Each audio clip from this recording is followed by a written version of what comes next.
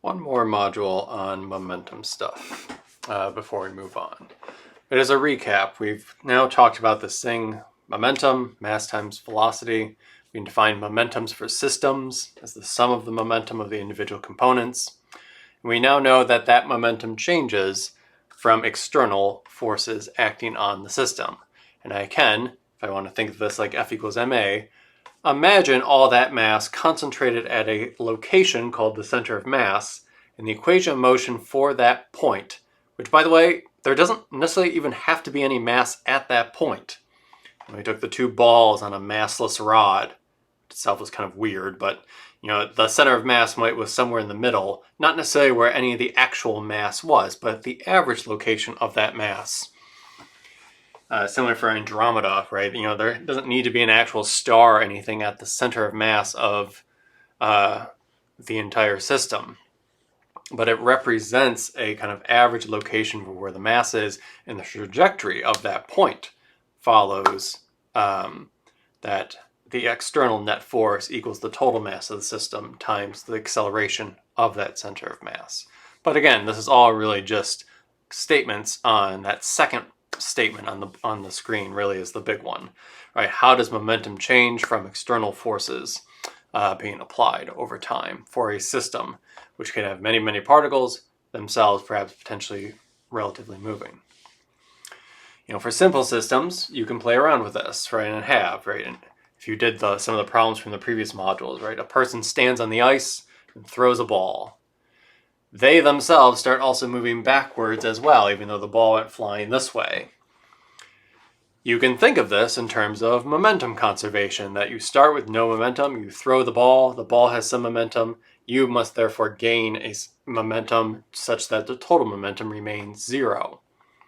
But again, it's not magic in that works. Like, what's going on, if you want to really hone in on what's going on, is that as you throw the ball, my hand is pushing against the ball to give it some velocity that it eventually has when it leaves my hand. But of course, on ball from hand also means there's on hand from ball. So the ball itself, as I'm pushing, is then also ultimately pushing me backwards, so that I start to move backwards as a result too. So I wanted to do 3 examples that are somewhat more challenging, that get into the realm of what we can do when we allow mass to be flowing, which might be, you have a conveyor belt and sand is constantly pouring onto the conveyor belt. How much does the motor have to exert a force to keep the belt moving at a constant speed, for example? Or a rocket launches into the air essentially by throwing mass out of its back end. That expulsion of mass is what then propels the rocket forward, which again is really just a Newton's third law interaction. But let's analyze it with momentum as well. And then also things like, for example, why do it when I have a fire hose and I squirt it, do I feel myself thrown backwards as a result? So in this case, we're dealing with mass flowing in a continuous sense, which suggests that we have to now be able to think of this in terms of some sort of calculus limit. So I thought I would try a couple examples that hopefully demonstrate these sorts of problems. Now the statements here really is talking about, the momentum of a system depends on external net forces. That was all derived in, under conditions where the mass of the system was constant. So you might think, if mass is flowing, how can we do that? Well, what we're going to do is essentially we're going to define our system so that the mass is constant. And in the case of continuous mass flow, essentially we're going to look at snapshots that are each separated by some tiny infinitesimal dt, where every time we're drawing our system, analyzing what's going on momentum-wise, determine what happens after a little bit of dt, and then repeat, which might then involve integrals and such. So let's take a simpler example first to motivate. I have some cart of mass m that initially is moving with some velocity v0 horizontally. We'll take it to be a smooth floor, no friction.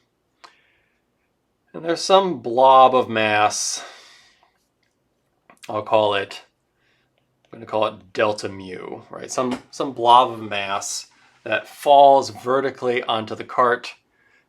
Friction between the blob and the cart brings the blob to rest, and then they coast together. And then we might ask, what then if it's like sand constantly falling onto the cart? What then is the velocity of cart plus the building sand as a function of time? What I've written down here is also very similar to, say, problems you've done or seen of, a bullet is shot into a block of wood, it lodges itself in the piece of wood. What is the resulting velocity of block plus wood at the end of the day? So here I'm going to take my system to be the falling blob and the cart. And if I look at the external forces on the system, both of them have gravity pulling down. The cart has a normal force from the floor pushing back up. All of that is vertical. So there is no net external force acting on the system. There are horizontal forces when the blob hits the cart, and there's a friction force between the cart and the blob, but those are internal to the system. And blob on cart and cart on blob ultimately cancel each other out. So in this case, the x momentum is conserved.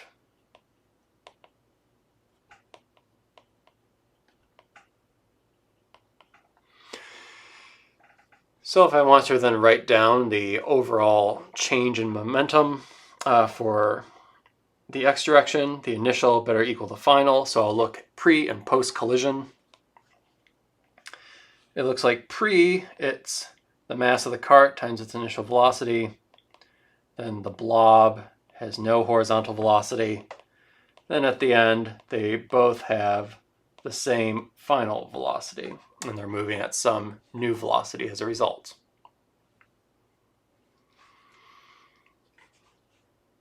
In this case, you can write this as the final velocity. Looks like it's then going to be, it's pretty straightforward. Looks like it's just going to be m divided by m times delta mu, all times v naught. It has to slow down. That thing in parentheses isn't always less than 1. It has to slow down a bit. As we now move towards wanting this to be more of a continuum, let me redo this, but instead I'm going to say that the initial momentum, we said was just m times v. I'm going to write just as m times v. Right? Before it hits the cart, it has some mass and it has some velocity. Then the final momentum is going to be what? In this case, it's still a single, well, for the initial momentum, there's no horizontal component for the blob, so it's only one term. For the final momentum, it's a single object where it's perhaps m plus delta mu, and it has some velocity that has changed. So it had its original velocity, and then there's some delta v that results in this case. And we could ask ourselves, what is delta v? Well, this isn't too bad, because then it looks like this says mv equals, then multiply that out, mv delta mu times v plus m dv plus delta mu times delta v. So in this case, it looks like things cancel. Looks like there's an mv on both sides. And the delta v, as a result, looks like it's going to be negative delta mu over m plus delta mu. This is all times v. All right, there's some overall change in the velocity. It seems to have decreased as a result by this amount.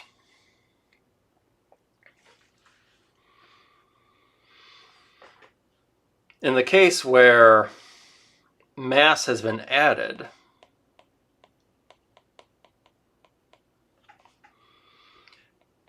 how much mass was added was delta mu. But you can also think of that as the same thing as being delta m. If you have like mass of the cart, the overall mass of the cart has changed a little bit. And it grew in mass essentially when the blob hit the cart. So you could write this also as, say, delta m over m plus delta m times v.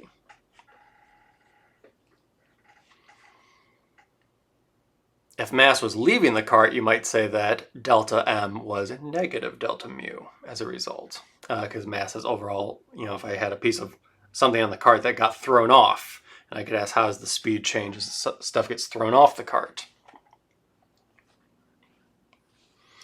Now let's go to the calculus limit, where now we have a little grain of sand, say, that has a tiny bit of mass, delta mu, and is falling onto the cart that is moving with some initial velocity. Because we're ultimately going to let this be, if you think of sand continuously falling on, you could think of it as taking a freeze frame and analyzing the momentum of the cart and every individual piece of sand as they hit the cart one at a time. Taking kind of right before the grain of sand hits and then immediately after that one grain of sand hits. Figure out how the cart's velocity has changed. Then let the next little piece of sand hit. Do the same thing. Repeat, repeat, repeat. We do this hopefully in some sort of continuum limit. So by doing this, we're essentially letting the things that are small get very, very small. So the deltas are all going to become differentials in this calculus limit. So in the case of one grain of sand, I could say that the initial momentum is then just, again, m times v in the horizontal direction. And the final momentum is going to be m plus d mu, and then the velocity has also changed by some dv. Now when I multiply this out, I get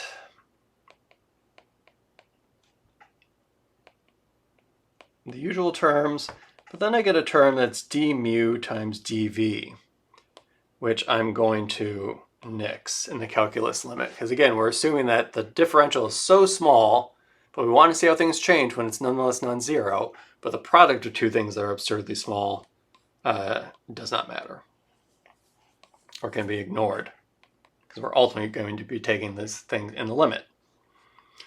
So then there's an mv on both sides. It looks like I have mu big M dv plus v d mu as my resulting equation.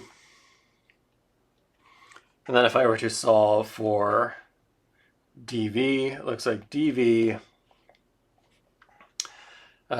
divided by v, also subtract through, looks like it's going to be d mu over big M minus d mu over big M.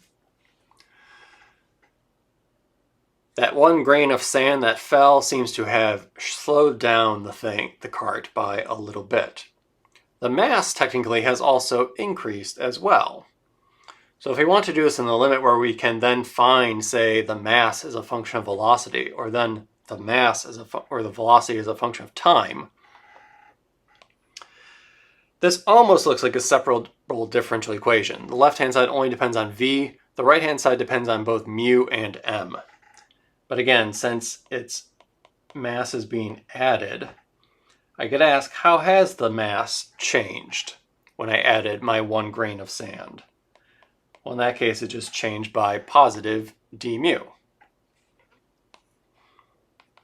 So in this case, it looks like the change in velocity over the current velocity, whatever that is, which is also constantly changing, is negative dm over m. This is great because now this is a separable differential equation. I could integrate this if I wanted to. I could integrate, say, from the velocities will have some initial velocity and then some final velocity. I'll just leave that as v. And then the mass of the cart maybe was initially m naught, and then it has some final mass. I'll just write that as m final. I'll use final subscripts. And this is in the case where the assumption has been built in that the mass is being added. These are pretty easy. The left-hand side is natural log of the ratio of the velocities. And then the right-hand side is negative the ratio of the masses. Or I can bring the negative inside the log. That just flips them. This is mass original divided by mass final. The left and right-hand side are both logarithms, so I'll take the exponential of both sides.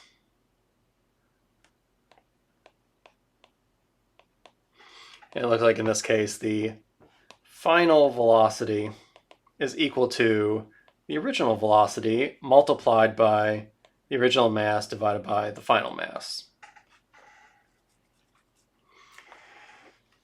So if, for example, the mass doubles, so if m doubles, then that means m final is twice m naught. That then implies that v final looks like it's going to be v naught divided by 2, because that thing in brackets is going to be 1 divided by 2. So this gives us a way to express how things continuously change, and what we're doing is, let me go back up here, is that for the individual grain of sand, I took this as my system, found out how momentum changed, and then redefined my system for the next grain of sand to be cart plus 1 grain, and now there's the second grain coming in, and then repeated.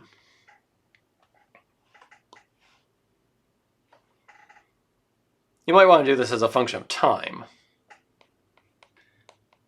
So if you're told mass, say, falls on the cart at a constant rate,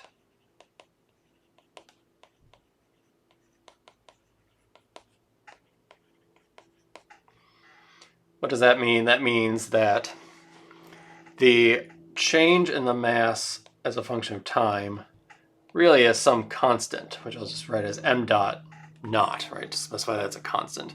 Some mass flow rate, 3 kilograms per second, or 12 grams per minute, whatever that flow of mass is. And this is a constant. Well, that's also pretty easy to solve, because then it says that dm equals m naught, which is a constant, times dt. I can then integrate these things, and then that says mass as a function of time is then equal to m dot times t plus whatever the original mass was. All right, so it linearly grows with time if it's flowing onto it at a constant rate. Not too bad. Knowing that, you could, if you wanted to, then go back to the final velocity and say that this was the initial velocity, m naught over m final. But m final, we just said it was m naught plus m dot times t. Right, so you have some expression now as a function of time of the velocity. If I were to plot this over time, how does the velocity change? And it looks like it goes as more or less 1 over t. At least when m dot times t becomes big enough that it starts to dominate the denominator. You could have also gone back up and did this more explicitly, where remember this was our separable differential equation. And essentially we could do a substitution for the right-hand side, where instead of saying dm, well, that's just the same thing as m dot times dt by the definition. And then we already know that the bottom is m naught plus m dot times t. So now again, I have a separable differential equation. The left-hand side is a function of velocity, and the right-hand side is a function of time. If I get rid of this, and move this over, this thing on the right, and then I can then go from the original velocity to the final velocity. And then this integral is then starting from, if I take t equals 0 to be initial, to some final time t. And you get the same thing in this case. But it was through a flow of mass where I kind of explicitly wrote down the momentum as how has the momentum changed, for a small little, adjustment and then carefully took everything in the calculus limit.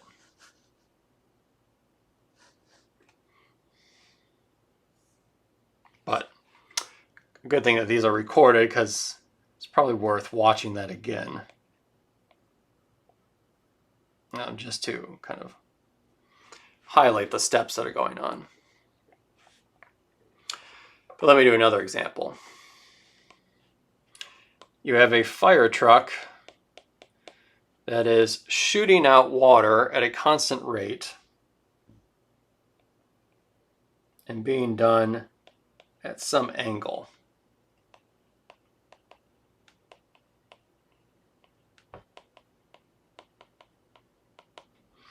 So it leaves the truck at a constant rate. Again, I would call that m dot. M dot not, I guess, to make it very clear it's a constant. At an angle theta. The water was stored in the truck.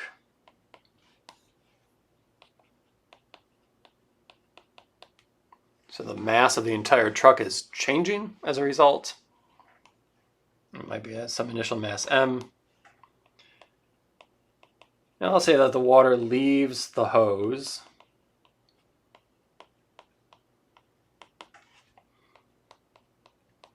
at some speed, right, the magnitude of v water.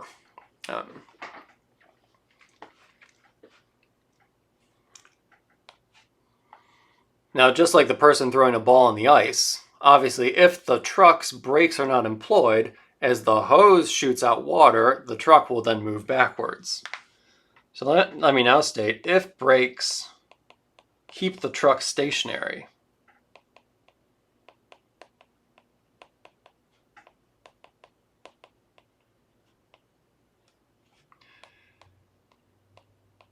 what therefore is, which essentially the idea of brakes is that it's increasing the amount of friction you have between the truck and the floor.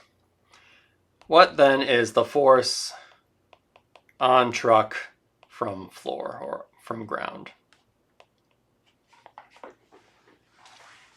All right, so water's coming out at a constant rate.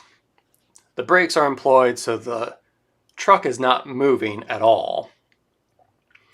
Water is leaving with a certain speed relative to the truck. Since the truck is not moving, that simplifies our lives a little bit. What is the force on the truck from the floor? I'm out of room.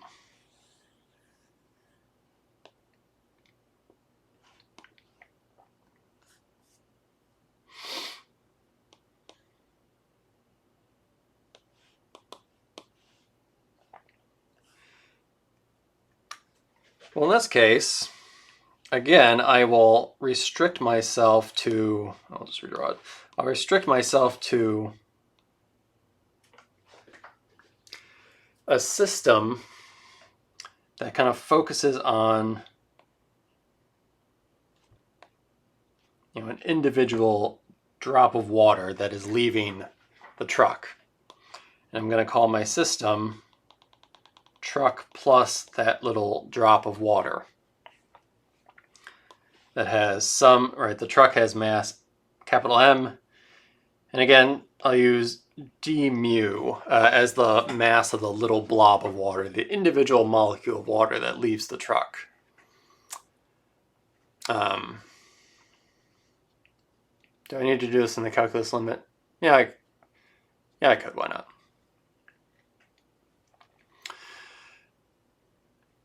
I like mu because instead of, I could write it as d little lowercase m compared to capital M, but I find my capital and lowercase m's look very similar and it gets confusing. So if I think about this, the water has some horizontal momentum to the right. So initially, before the hose turns on, there is no horizontal momentum. The water starts shooting out, it has horizontal momentum to the right. And so if this were a slippery floor, the truck would start moving to the left, such that the total momentum was still zero. But since I'm saying that the brakes are preventing that from happening, that's an external force, right? There is an external force acting on the system, particularly a force on truck from floor. So the x momentum is not conserved. So I therefore expect the total momentum of the system, if I take its derivative, well, just the x component, to then be equal to the net external force acting on water plus truck in that direction. Which, once the blob of water leaves the truck, nothing else is touching the water. So in this case, if I can find how the momentum has changed, that tells me what friction is doing. So then I can still write my initial momentum of the system, or before the water droplet leaves. In this case, everything is perfectly stationary. So I have truck, and then I have the water droplet. I have the final momentum as a result. Now, if I was doing a conservation, I would expect the velocity of the truck to change. But again, we're saying that the brakes keep it stationary. And then the blob of mass has some horizontal momentum equal to its mass times its horizontal velocity. So then it looks like the change in momentum in the x direction, which is just final minus initial. In that case, it just looks like it's d mu. I should have wrote this as a differential, sorry. Is then d mu, the water velocity, cosine of theta. And then dividing by dt, looks like dp over dt in the x direction is d mu over dt times the horizontal velocity of the water.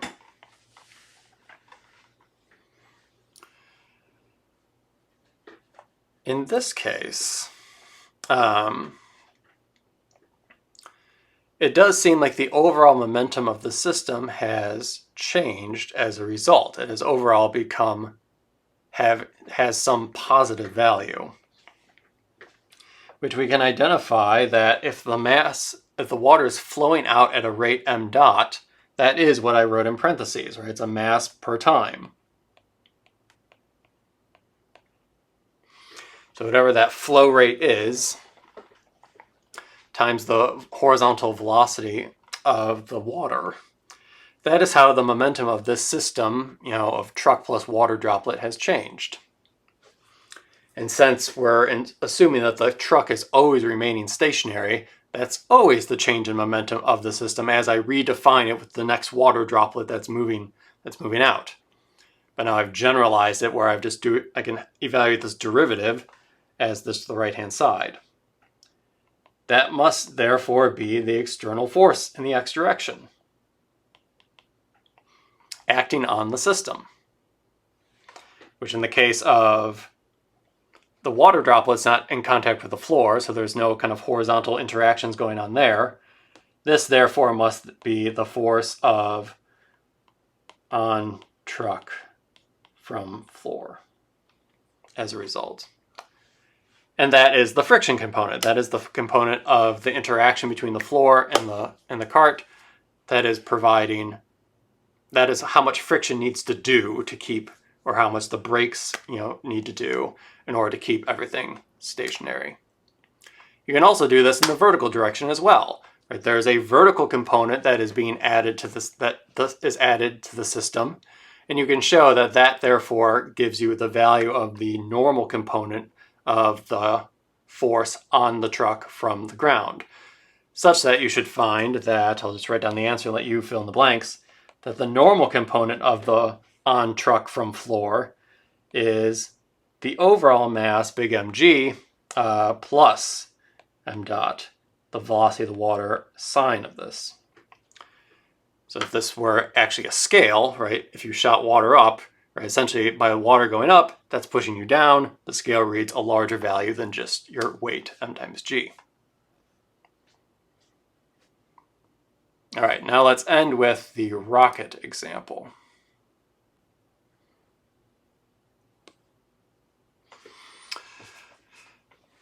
All right, so the rocket example.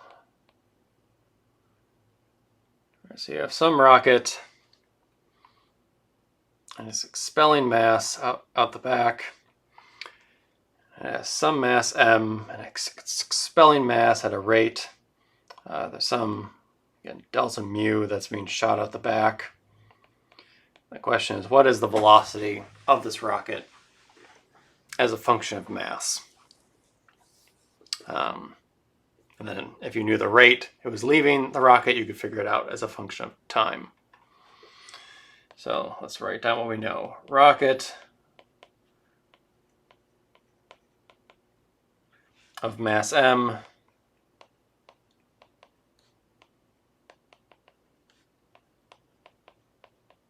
travels with velocity v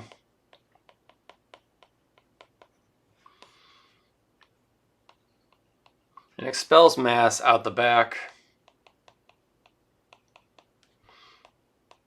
at a speed v sub e, v sub exhaust. And the thing that'll make this a little bit more complicated is that it's expelling the mass relative to the rocket.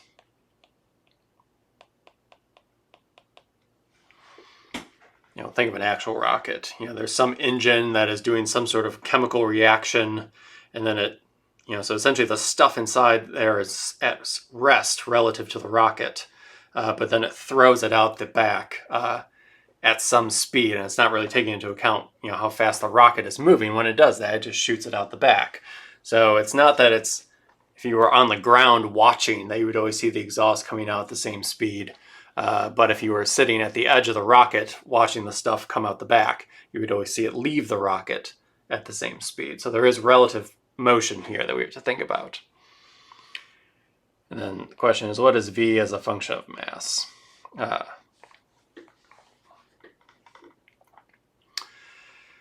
So again, what we're going to do, since this is happening in a continuum,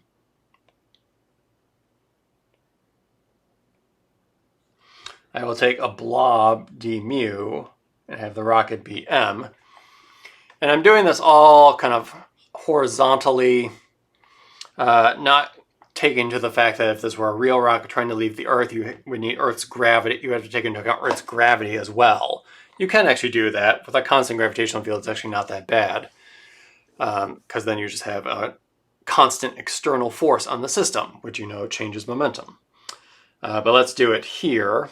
Kind of ignoring external gravitational forces, so maybe this is a rocket in space. And that's my system. I'm going to consider how the velocity of the rocket changes as blobs of mass leave the back. And they leave the back, and again, we're going to keep this all kind of fully 1D. Actually, let me erase that.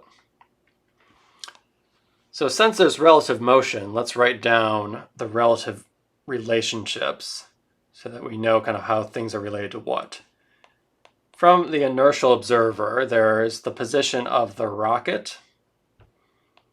There's the position of the blob. And then there's, I'll make it a different color. This is getting kind of busy. This blue arrow here, which is the position of the blob relative to the rocket.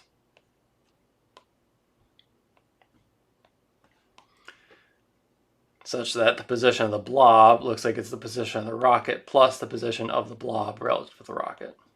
Usual relative motion stuff. So taking the derivative, the velocity of the blob is the velocity of the rocket plus the velocity of the blob relative to the rocket, which is then this exhaust velocity. And I'm writing this as vectors with a bunch of plus signs, but also the vector, the velocity of the expulsion is negative, whatever that constant is, in the x direction, say, or whatever my axis is. It's to the left, where I expect the rocket to be moving to the right. So for this given system, momentum, the horizontal momentum, is conserved. There's no external forces acting on the system. I can employ momentum conservation to write this down in the x direction. So again, the initial momentum I expect to be, there's kind of the blob and the rocket are moving together. So it's m plus, should I do this bulk and then do the calculus limit? I can just go right to the calculus limit. D mu times, and they both have the same current velocity. That velocity is going to change though. So then the final momentum is then going to be something like, well, the rocket itself will have changed its velocity by some amount. So I'll say that the velocity is now v plus delta v. Technically this is v rocket if I don't have a subscript on it. Then there's the momentum of the blob as viewed from someone on the ground, which is just then d mu, the velocity of the blob. But we wrote above that that's the velocity of the rocket plus, well, let's get rid of the vectors, minus the expulsion velocity in this case. I guess I should be careful technically. Once it leaves the rocket, technically it leaves relative, and the velocity of the rocket is v plus delta v, and then minus the expulsion velocity. Oops. And this should be a calculus d. Right, this thing here is the velocity of the rocket at the end of the day, and then this is the expulsion velocity. The negative there because I've now gotten rid of doing this with vectors. I kept v general. I know it's going to ultimately be positive in this case, but if you don't know what it should be, you can let it be general. But I know something about the expulsion velocity and which direction it points, hence the negative. So let's see, let's multiply this out and see what survives. So it looks like there's an m times a v, there's an m times a dv, there's a d mu times a v, there's a d mu times a dv, that goes away, and then there's a ve d mu at the end. And that is, and since momentum is conserved in this case, that is equal to what I've written on the top. So then it looks like this, oops, not erase. Then it looks like this particular term and that term go away. There's also that term and this term go away. So then since dp equals 0, or that I can set them equal to one another, I guess I'll say that, because that's essentially what I'm doing. It looks like then that implies m dv minus ve d mu, and then that equals 0, because the left-hand side, we canceled both of those terms. Or that d mu over m looks like it's going to be dv over v sub exhaust, which is a constant. So it looks similar, but it's not quite the same as what we had before. But now we ultimately want to integrate this. And mu and m are not the same thing. One of them is the blob that left the mass, the rocket, which has mass big M. So they're related, of course. You could then ask, how has the mass of the rocket changed as a result? Well, it has shrunk a little bit by d mu. So in this case, how the mass of the rocket has changed is negative d mu, where d mu is just representing the blob of mass. So then this looks like, ultimately, we get that dm over m is negative 1 over the expulsion velocity times dv. This is a separable differential equation. The left-hand side depends only on m, the right-hand side depends only on v. Let me integrate these, and I'm going from some initial mass to some final mass. Then I'm starting with some initial velocity to some final velocity. The left-hand side is again a logarithm. But the right-hand side, since the denominator is a constant, it is not a logarithm. So you got 1 minus VE, or negative 1 over VE, then V final minus V initial.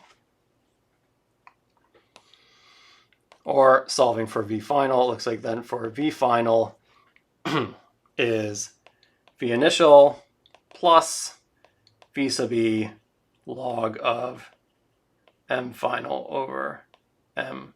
Oh, sorry, nope, there should be a negative there. Minus VE log of M final over M initial.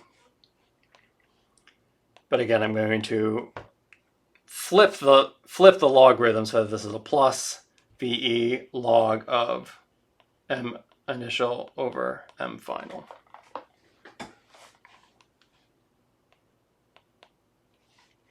Which sometimes is called the rocket equation.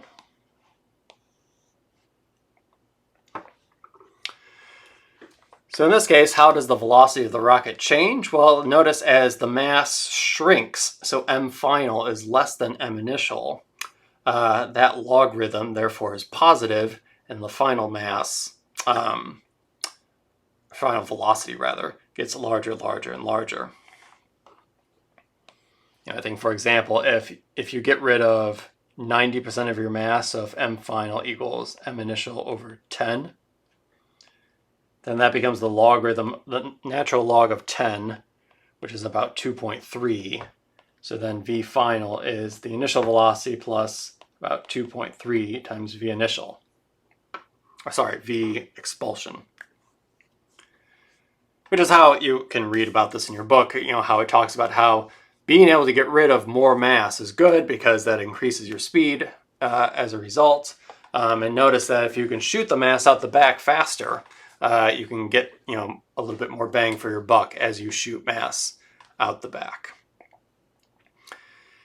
And then I'll let you think about this, that if then I say the mass is coming out the back at a constant rate m dot, how you could then turn this into an integral over time instead of mass, and get the velocity, say, as a function of time as well. But again, it's even in these continuous cases of treating it with masses being added or it being lost, just looking at one particle at a time as it leaves or enters the cart or the rocket or whatever it is. But you're defining your system to include it, such that in the case of example 1 and 3, you can include momentum conservation, or in the case of the fire truck, you get an accurate representation about how the momentum of the system is changing, which you can then connect to external forces. All right.